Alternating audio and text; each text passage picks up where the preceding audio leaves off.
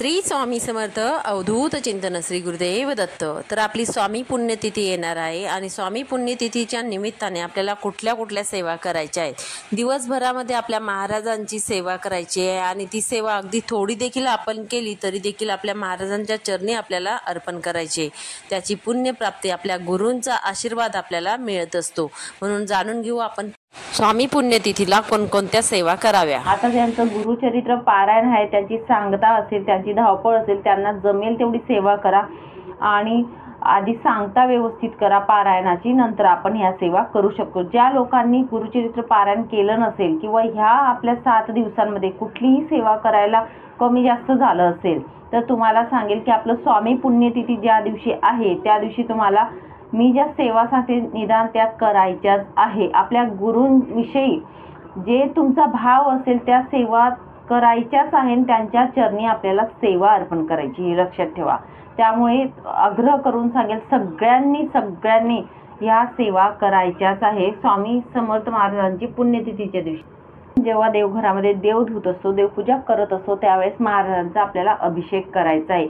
अभिषेक हा जास्तीत जास्त तुम्हाला सांगेल की पुरुष सूक्त 16 वेळाच बोलायचा प्रयत्न करा। 16 वेळा बोला। नंतर शेवटच्या वेळेस आपण जेव्हा 16व्या वेळेस बोलू तेव्हा फलश्रुती बोला। फलश्रुती बोलत असताना पाणी टाकायचं नाहीये किंवा पंचामृत जे काही तुम्ही अभिषेक कशानेही करू शकतात। पंचामृताने करा, दुधाने करा, मधाने करा, तुपाने करा, कुठल्याही याच्याने तुम्ही करू शकतात। त्याबद्दल काही नाही, आपल्या मनावर आहे की आपल्याला महाराजांचा अभिषेक कशाने करायचा आहे। पाण्याने केलं अगदी तरीही चालेल, काही हरकत नाही। तर तुम्हाला सांगेल तर मात्र पुरुष सूक्त हे 16 वेळाच बोलण्याचा प्रयत्न करा। पवमान सूक्त आहे आपलं नित्यसेवेच्या ग्रंथामध्ये, पवमान सूक्त हे 1 वेळा आपल्याला बोलायचंच आहे। काहीतरी कालावधी किंवा ठराविक वेळ जे असतात ना तेव्हा आपल्याला पवमान सूक्त बोलून आपल्याला महाराजांचा अभिषेक करायचा असतो, म्हणून पवमान सूक्त बोलायचं आहे आपल्याला। त्याच्यानंतर पुढचं मी तुम्हाला सांगेल की आपल्याला महाराजांचा अभिषेक झाल्यानंतर त्यांना हिना अत्तर लावा। तुमच्याकडे वस्त्र असतील तर वस्त्र परिधान करा। अष्टगंध महाराजांना लावायचा आहे। चंदन किंवा अष्टगंध लावला जातो, महाराजांना हळदी कुंकू लावत नाही। त्याची फुलं महाराजांना खूप आवडत असतात। तुम्हाला जर मिळाले चाफ्याचे फुलं जर तुम्हाला मिळाले तर नक्कीच चाफ्याचे फुलं वाहा, नसतील तर दुसरे फुलं आणून वाहिले तरीही चालेल।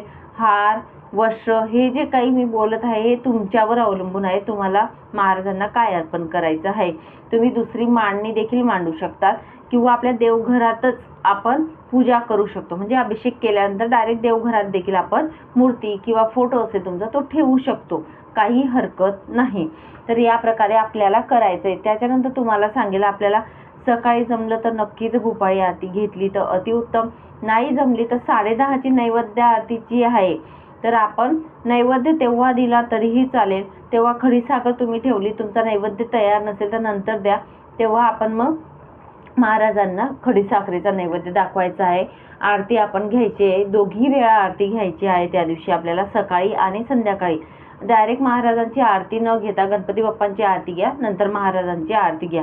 महाराजांची आरती कुठली घ्यायची ताई, बऱ्याच लोकांचा प्रश्न येतो। तुम्हाला जी जमत असेल ती घ्या। आपली केंद्रातली जी असते जय जय सद्गुरु स्वामी समर्थ ही जरी घेतली तरी चालेल किंवा स्वामी महाराजांची घ्या।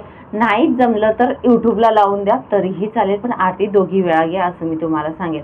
आता सेवा आपल्याला काय काय करायची आहेत महाराजांचं, आता तुम्हाला नैवेद्य सांगितलं, नैवेद्याचं काय तुम्हाला पटेल तो नैवेद्य करा। आता मी पदार्थ सांगून देते, पुरणाची पोळी करू शकतात, श्रावणी घेवडा करू शकतो, बेसनाचे लाडू करू शकतो, कांदा भजी करू शकतो। महाराजांना जे काही पदार्थ तुम्हाला आवडतात ते तुम्ही करू शकतात, काही हरकत नाही। बासुंदी देखील महाराजांना आवडत असते, बासुंदी पण बनवू शकतात। तर या प्रकारे तुम्हाला जे आवडीचं तुम्हाला शक्य होईल ते पदार्थ तुम्ही महाराजांना नैवेद्याला दाखवू शकतात। महाराजांना नैवेद्य दाखवायचं आहे। फक्त 12 ते 12:30 जो कालावधी असतो याच्यात स्किप करा सेवा ज्या असतात त्या, बाकी तुम्ही नैवेद्य वगैरे आरती तुम्हाला सांगितलं। आता सेवा ज्या मी सांगणार आहे ह्या सेवा तुम्ही सकाळपासून तर रात्रीपर्यंत पुण्यतिथीच्या दिवशी केव्हाही करू शकतात। असं काही नियम नाही की सकाळी करू का, दुपारी करू का, जेवणाआधी करू का, जेवणानंतर करू का, काही एक नियम नाहीये। त्यामुळे तुम्ही जेव्हा वेळ भेटेल तेव्हा तुम्ही सेवा करू शकतात। सेवेमध्ये काय काय, स्वामी चरित्र सारामृत या ग्रंथाचं एक पारायण तुम्हाला त्या दिवशी करायचंच आहे.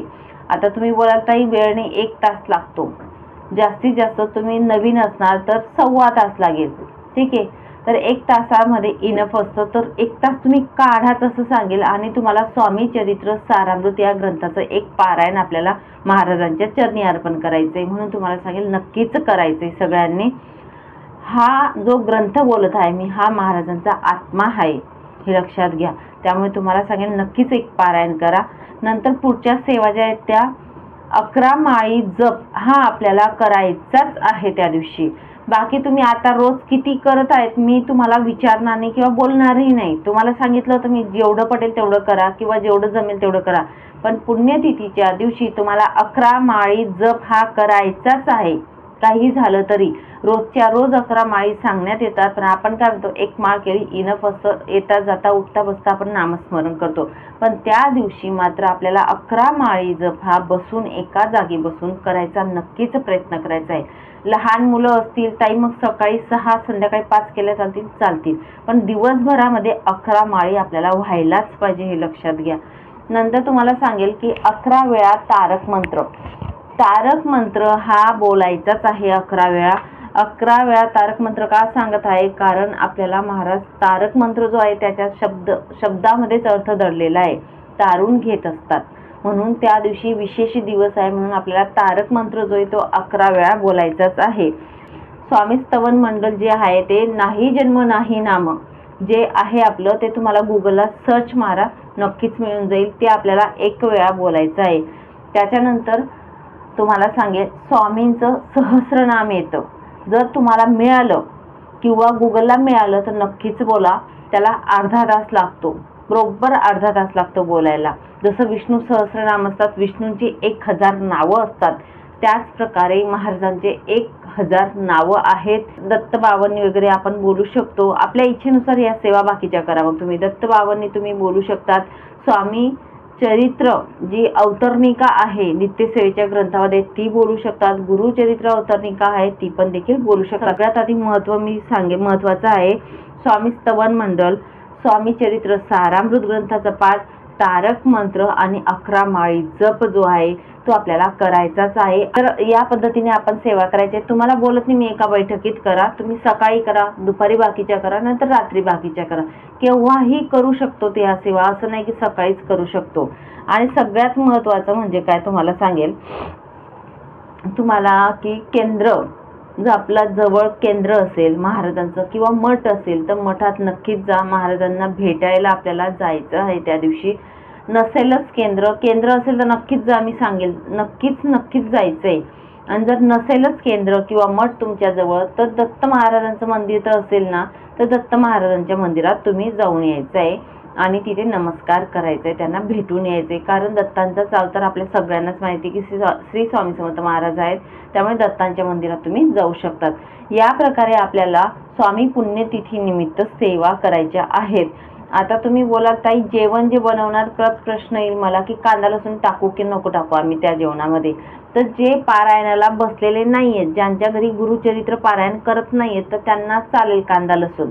पण जर नाहीच चालत असणार, आपल्या घरात गुरुचरित्र पारायण वगैरे हा काही लावलेला नाहीये ग्रंथ पारायण, त्यामुळे तुम्ही म्हणजे वापरू शकतात कांदा लसूण जेवणामध्ये जो आपण नैवेद्य दाखवणार आहोत महाराजांना.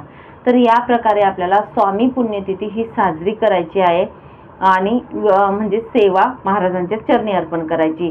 जी असेल तोडकी मोडकी सेवा करायचा प्रयत्न करायचा आहे. तुम्ही बोलाल ताई होईल का, होतच सगळं. महाराज सगळं करून घेतात, तुमची फक्त तयारी पाहिजे. महाराजांना सांगायचं, कारण करता करविणारा तूच एक स्वामीनाथा. मनात तुमच्या श्रद्धा भाव असलं ना, महाराज सगळं करून घेत असतात. म्हणून तुम्हाला सांगेल मनापासून करा. करणारे ते वरती बसलेले आहेत, फक्त मनाची तयारी तुम्हाला करायची आहे. स्वयंपाक वगैरे करत असताना नामस्मरण चालू ठेवायचे. दिवसभर कोणाला वाईट बोलू नका, वाईट चितू नका, नाहीतर आपण केलेली सेवा ती व्यर्थ होत असेल. म्हणून नामस्मरण आपण जेवढं करता येईल तेवढं करण्याचा प्रयत्न करायचा आहे. चला मग सांगितलेली सेवा जी आहे ती महाराजांच्या चरणी अर्पण करते आणि इथेच विराम घेते. नंतर अजून भेटेल पुढच्या व्हिडिओमध्ये नवीन माहितीसोबत, नवीन विषयासोबत. तोपर्यंत श्री स्वामी समर्थ. अवधूत चिंतन. श्री गुरुदेव दत्त.